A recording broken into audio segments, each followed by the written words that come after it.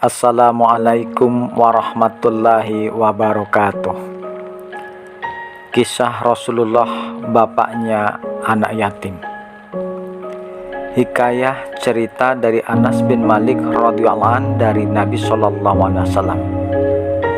bahwasannya di pagi hari yang cerah Rasulullah SAW berangkat menuju sholat Id. Lalu anak-anak asyik bergembira bermain menyambut kehadiran Idul Fitri. Dan di antara mereka ada seorang anak duduk menyaksikan mereka yang tengah bergembira. Pakaiannya lusuh dan ia pun menangis. Kemudian Nabi SAW bertanya, "Hai anak kecil, kenapa kamu menangis sendirian? Sedang mereka, teman-temanmu, tengah asyik bergembira dan bermain." Lalu anak kecil itu pun menjawab, tapi ia tidak tahu kalau yang bertanya adalah Rasulullah SAW. Lalu anak kecil tadi berkata, "Hai orang pria, ayahku meninggal dunia di sisi Rasulullah SAW dalam mengikuti sesuatu peperangan. Dan sesudah itu ibuku kawin lagi, menyita seluruh harta peninggalan ayahku.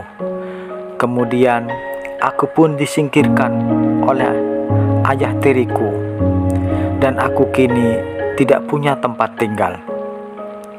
Dan kini tiada makan, tiada minum, dan aku tidak ada saudara. Sewaktu aku melihat anak-anak sebaya denganku pada hari ini, sedang mereka masih punya ayah, maka ingatanku tertuju ketika ayahku meninggal. Itulah yang menyebabkan aku menangis." Kemudian Rasulullah SAW bertanya,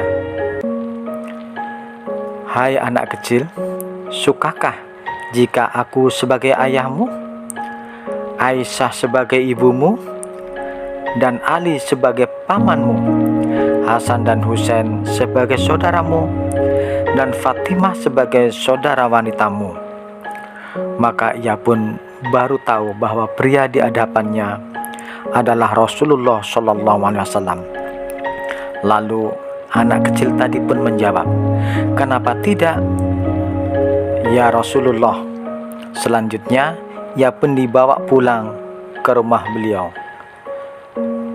Lalu Rasulullah SAW membawanya anak kecil tadi ke rumahnya, lalu diberi pakaian yang bagus, disuruh makan kenyang, dihiasi, dan diberi minyak harum.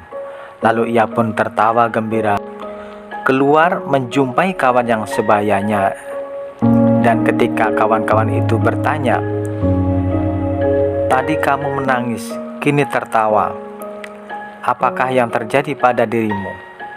Lalu si anak kecil tadi pun menjawab, "Ya, tadinya perutku lapar, kini sudah kenyang. Tadinya aku telanjang, pakaianku lusuh, kini berpakaian bagus.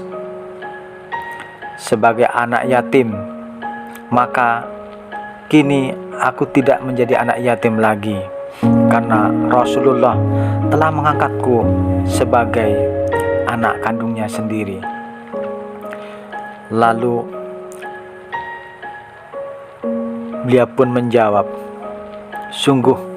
Sungguh enak engkau sekarang ya. Seandainya orang tuaku meninggal, pasti aku pun sama seperti dirimu." Alkisah setelah Rasulullah SAW beberapa tahun kemudian wafat, maka anak kecil itu pun keluar merasa sangat sedih hingga menaburkan pasir pada kepalanya. Ia minta bantuan, sahutnya, "Kini keberadaanku seperti semula, menjadi anak yatim lagi."